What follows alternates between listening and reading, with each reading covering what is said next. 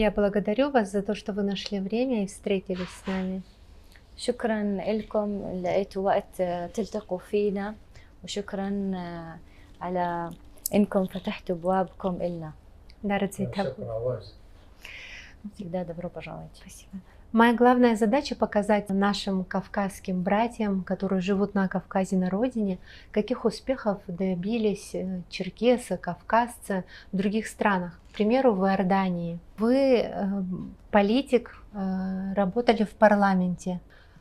Меня удивило, что многие кавказцы в Иордании занимают серьезные посты. Значит, им доверяют, значит, они смогли свои интеллектуальные способности проявить даже не на родине, в другой стране. Скажите поподробнее, пожалуйста, о вашей работе, чем вы занимались, какие государственные дела решали.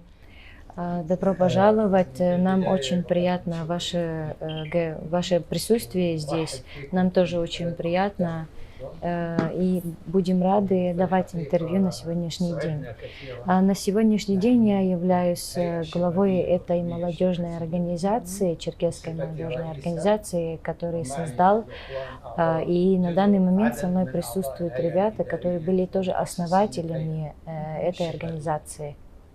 الهيئة الشبابية هيئة مرخصة تابعة لوزارة الشباب في الأردن. Наша черкесская молодежная организация только и занимается тем, что убеждает страну на сегодняшний день тем, что будущее за молодежью. Сегодняшние все наши работы и проекты нацелены на то, что в чем, например, на сегодняшний день молодежь нуждается. Мы выписываем все основные факторы, которые нам нужны, да, для будущего, для создания будущего молодежи, и занимаемся этими работами. И все мы здесь присутствующие работаем над этим. На данный момент о моем, так сказать, рабочем прошлом и моих личных работах. Трижды я избирался в государстве в нашей королевской Иордании, именно в государственной основе. Трижды я избирался, и я был очень востребован в стране в разных работах и разных проектах. После чего я создал один из самых, второй по степени основных черкесских центров. Это в другом городе, второй город после Амана, это Зарка. И там же мы построили, конечно, детский садик. Численность детей в детском садике до 2000 человек. На данный момент 700 из них уже выпускники خريجين جامعة ولا مدرسة؟ 700 из них выпускники уже университета. То есть она уже давно работает, и эти дети уже имеют уровень выпускников университета. И еще на данный момент, значит, я возглавляю черкесский центр, который рияды وثقافي, культурно-спортивный центр молодежный, который находится в регионе Арсайфе, а также он открыл новый центр, который предлагает помощь для немых детей, которые находятся в совсем другом регионе, и они всегда предлагают помощь и помогают тем, кто родился изначально, так сказать, специальные нужды, которым нужны специальная помощь в этом мире. И также он параллельно занимается своей деятельностью, то есть политической деятельностью, о которой он нам сейчас расскажет. А также я возглавляю центр, называется «Принц Али» для немых детей. Он так и называется, «Центр для немых детей именем принца Али». С 1992 года мы вместе работаем и занимаемся этими делами. Все, что он перечислил, то есть он не один делал, он вместе со своими коллегами делал. И мы все это вместе организовали, и с 1992 года мы занимаемся всеми этими делами.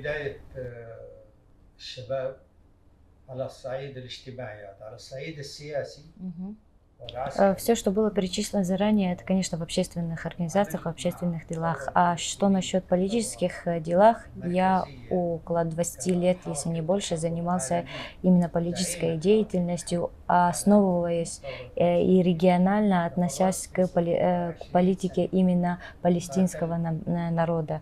Я играл роль в перевороте, именно очень важном перевороте, который обосновал эту ситуацию между палестинцами и, так сказать, нашими врагами, израильтянами.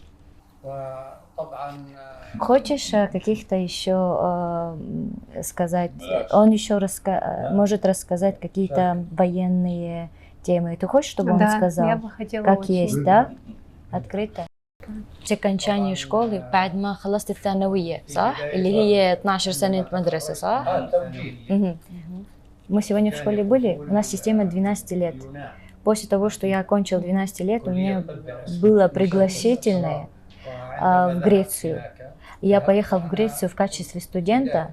Я поехал, и я взорвал израильское посольство, в котором умерло очень много человек. ألقي القبض علي Конечно же, меня поймали. وقعدت بالسجن ما يقارب السنتين. Конечно же, я حكمت 4 إعدامات. сидел в тюрьме 2 года, и меня 4 то есть решением суда было убить. Знаешь, это решение суда, как называется? Казнь. Казнь. 4 был казнен. صور يعني إذا بدك. 4 был назначен на казнь, и я могу предоставить фотки. Фотки, как это все происходило, могу предоставить, если хочешь. بعدين تنظيم تبعي الثورة الفلسطينية خطف الطائرة وطلعت تبادل Потом من من اليونان. اليونان. После خطفوا طائرة لليونان وأخذوا رهائن وطلعنا.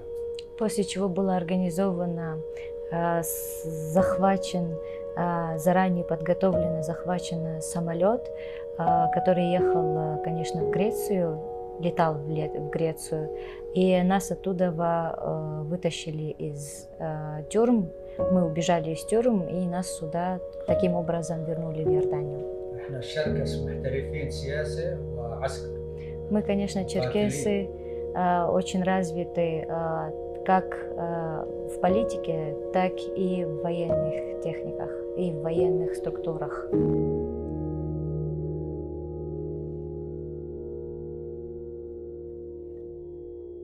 Я, конечно же, также служил в российской армии.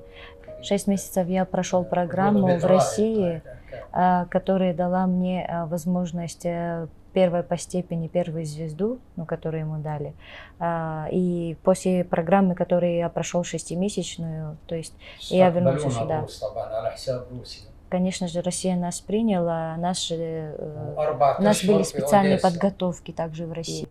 4 أشهر في سنفروبل جنب أوديسا في معسكر. Есть еще 4 месяца Симферополь рядом,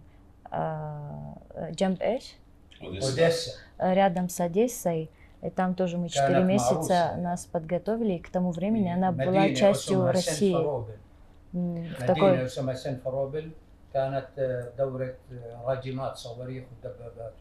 И там, конечно же, такой военный центр, в котором все было, все подготовки, и нас готовили ко всему. Вы политик, меценат и военный. Меценат, это как ты хочешь объяснить? Благотворитель. يعني أنت سياسي زائد تعمل أعمال خيرية زائد حربي. جيش حربي. И немножко демократические дела в парламенте Иордании. В 90-х годах я от военных сферах перешел уже в политические сферы. У меня вопрос. Что самое первое движет в принятии решения? То есть что ключевое, прежде чем он принимает это решение? Очень важно отметить, что мои мысли перед любым поступком или мое решение всегда за ним, до него. Обязательно я делюсь своим мнением и мнением об окружающем, потому что у нас систематическая, подготовленная всегда речь и поступки. То есть у нас здесь такое более организационное. Это с этим, а с Палестиной? وبالنسبة لفلسطين لموضوع فلسطين كيف اتخذت هذا القرار مثلا؟ أخذت هذا القرار بعد ما العدو الصهيوني صار حرب بين الأردن وبين العدو الصهيوني. Конечно, в тот период была война между иорданцами и израильтянцами. В то время они не только овладели Палестиной, но также овладели частью Иордании, а я таким образом только защищал свою родину. А как удалось спасти вас? Его самолетом вытащили. Ну да. как они договорились? То есть это сложно представить. Как получилось? Обмен был? Греческая тюрьма, да. Которая их там 2 года держали, да. И после чего с этой стороны отсюда украли самолет, который летал в Грецию, и их вытащили оттуда, убегают. Все, я поняла. Вот сложности, которые были в тюрьме, различные другие сложности, не ломали ли его или наоборот закаляли? В течение 2 лет, конечно, все было нелегко. 2 года из-за того, что нас хотели даже угрожали убить в тюрьме, сами же израильтяне. Нас закрыли, греки, для того, чтобы сохранить нас закрыли каждый в одной камере. То есть каждый сидел в одной камере. Конечно же, это нелегко это все пережить. После чего как-то мы вытерпели эти 2 года в период, когда уточнилось политически, что и доказалось политически, что на самом деле они отвоевали у нас наши земли и земли палестинцев. Тогда был украден этот самолет, в котором было очень много французов, полный самолет французов, грек и так далее, которые они захватили самолет для того, чтобы выпросить обмен. И таким образом их оттуда вытащили.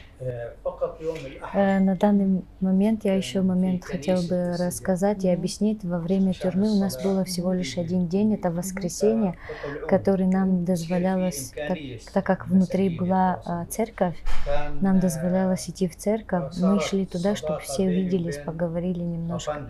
Там же я познакомился с Папандрео. Он являлся бывшим, на тот момент тоже осужденным, бывшим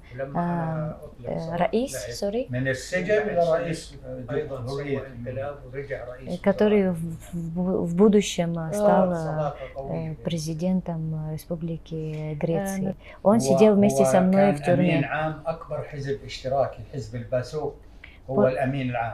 После того, что нас вытащили, и он тоже вышел из тюрьмы, он сделал переворот и вышел из тюрьмы, сразу обратно стал президентом страны.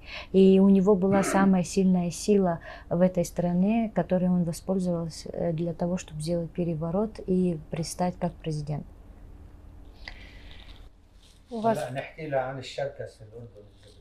Хочешь немножко о черкесов поговорить? Да, как раз хотела перейти. У вас очень интересная жизнь.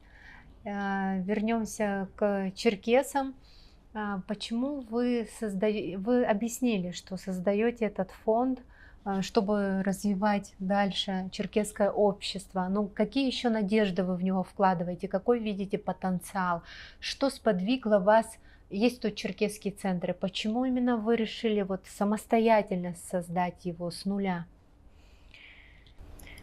Для начала хотелось бы объяснить, приезжая сюда во время махаджирства, мы много чего пережили.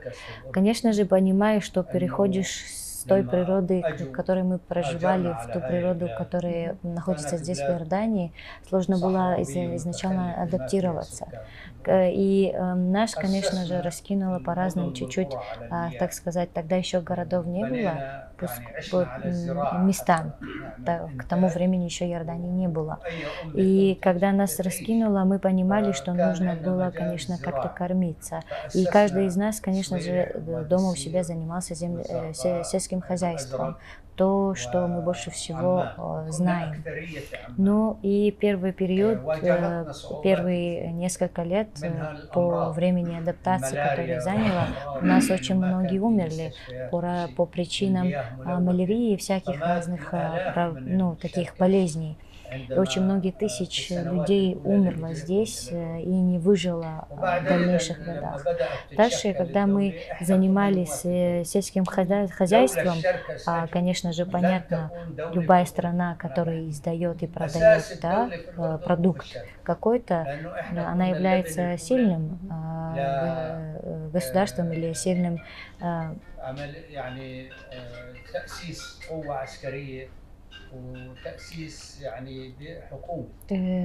она является сильной и самодостаточной, что самое главное. А самодостаточность и давала нам уже в дальнейшем двигаться, иметь свои определенные силы. Дальше мы уже строились на образование, то есть мы нацеливались, мы учились, мы жили, мы работали. К тому времени еще не было здесь никого, никто не проживал. Когда мы занимались, я имею право и полностью могу сказать, что если бы не черкесы, не наш народ, которого выселили насильственно с нашей родины, если бы не наш народ, то Иордания на сегодняшний день не была бы государством. Благодаря нас она стала государством. Мы занимались, мы работали, мы открыли, мы систематизировали всю эту систему. И изначально государственная система, также военная система, то есть это безопасность. Мы изначально все это создавали, и мы во всем участвовали. И являемся основателями, не просто участвовали, мы не участники, мы основатели этой родины, этой страны, это второй страны для нас. И на сегодняшний день, проживая тут, каждый из нас вырос и имеет полное право быть тем, кем он хочет в этой стране. И у нас очень большие доверительные отношения в стране. Мы все это время воевали ради ислама, мы воевали ради арабских стран, для защиты этих стран. Я не могу сказать по-другому, но это нелегко пользоваться нашими ребятами, чтобы отвоевать арабские страны, чужие страны. Как-никак, это не наша родная родина, но мы воевали за защиту арабских стран. Мы имеем полную не только иорданскую силу и свое мнение. Мы участвовали в развитии, мы участвовали в построении, постройке всего Востока. Мы имеем право это сказать. Мы воевали, мы отдавали свои жизни, свои души, так же, как и во всех арабских странах. Это не только Иордания.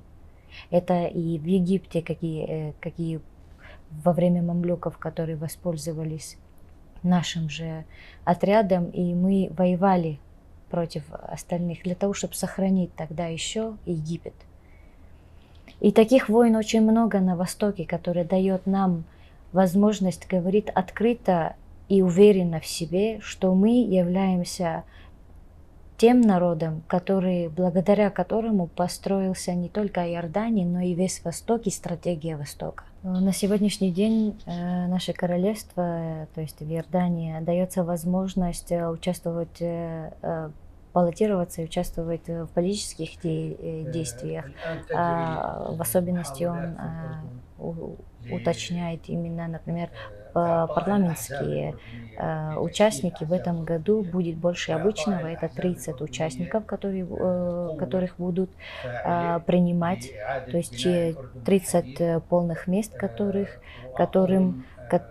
изберут из всех баллотирующих.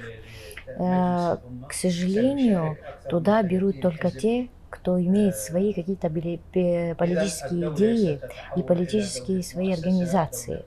А на данный момент у нас как таковой организации нету, но мы будем заниматься и уже начали заниматься над тем, чтобы заниматься образованием наших детей и политизировать немножко наши направления и выбирать наше будущее, чтобы наши дети могли участвовать в больших международных политических проектах и создавать свои идеи, не забывая свои идеологии, чтобы в этой образовательной системе была эта общекавказская идеология, это или черкесская, да, в которой будет принята полноценная подготовка образования именно к таким политическим движениям. И это очень большая сила. И я имею право также сказать, что мы не участники, мы не какие-то участники, мы создатели этих международных политических решений и движений. Я подтверждаю, сегодня это нам сказали в городе иорданцы. Первую тему, которую он хотел бы затронуть, это Кавказ и их жизнь, их будущее в стране.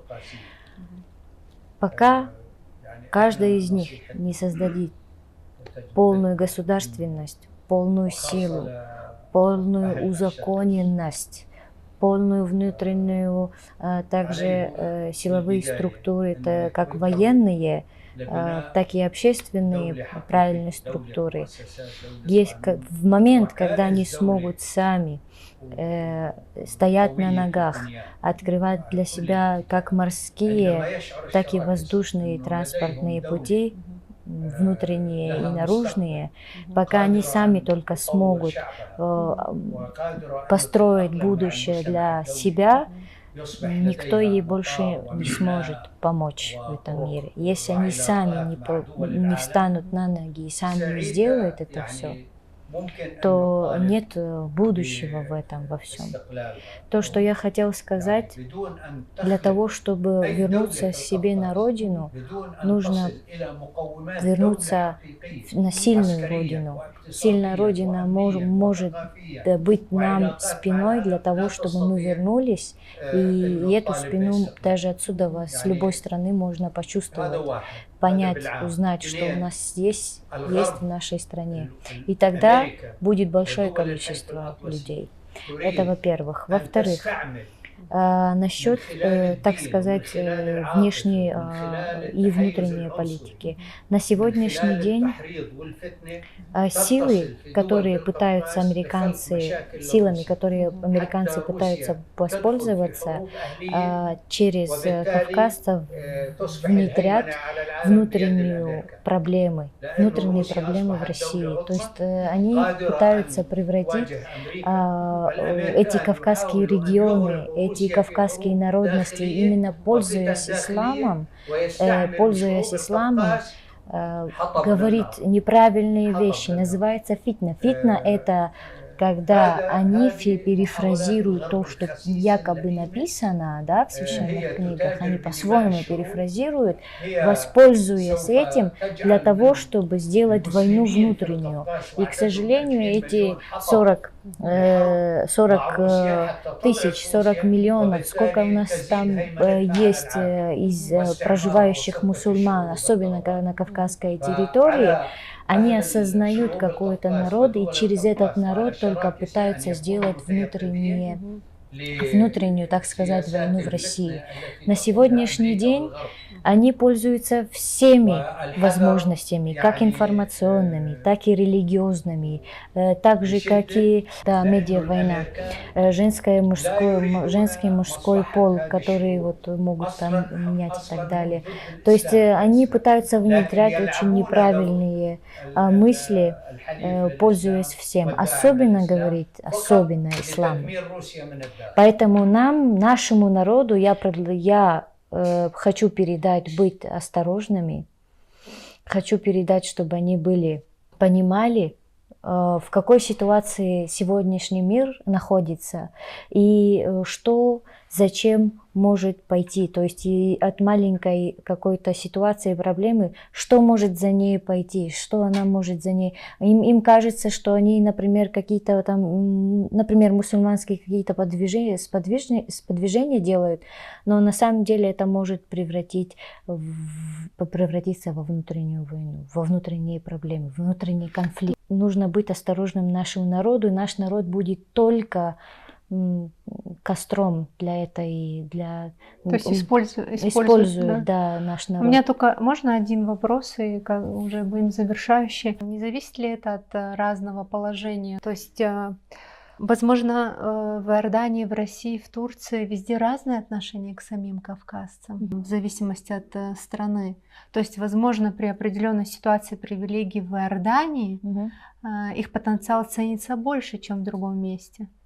Но в данный момент что ты имеешь в виду?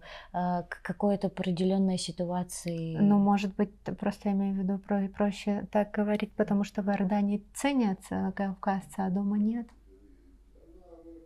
Как это корректно задать? Ну да, надо корректно задать. Вот так задать. السؤال الأخير. Он говорит коротко, никто не виноват, мы сами виноваты. Мы сами виноваты во всем, мы сами себя продаем во всем. I understand. ما بعرف كيف فهمت الموضوع كامل. Еще one month I speak. كمان شهر بصير هي تتكلم العربية إن شاء الله. Они, несмотря на то, что есть злоба из-за исторических факторов, все равно он пойдет и продаст свои, например, свой голос, свои баллы, там другие по выгодным делам, а этот выгодный человек проведет его дела какие-то личные, поможет. Мы сами себя не можем построить, нет никаких ни морских, ни воздушных каких-то дел, работы, ничего не работает. Сами работать тоже не хотят абхазцы. Это относительно абхазам, например. Сами они не работают, не хотят работать. Но они хотят стоять во главе всего и показать себя. Но народу, чего я хотел бы передать народу,